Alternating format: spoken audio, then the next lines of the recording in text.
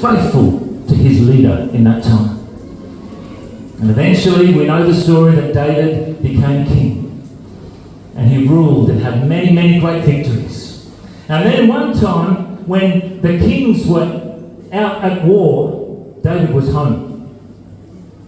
And he was on top of his palace.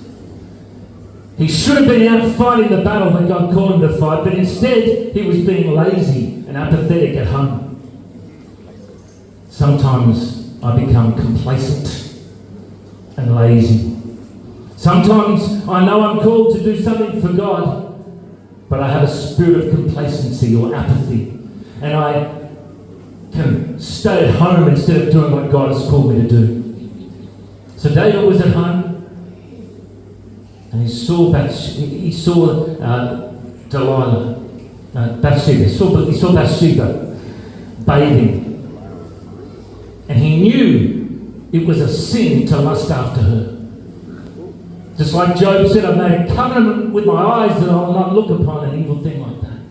But David lusted after Bathsheba. And then he asked her to come to his palace. He committed adultery. He sinned against God.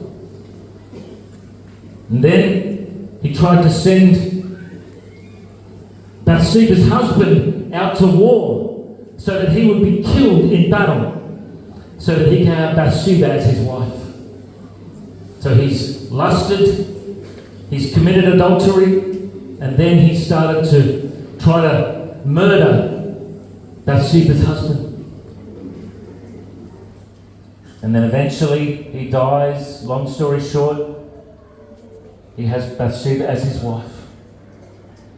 But the prophet Nathan came and told a prophetic story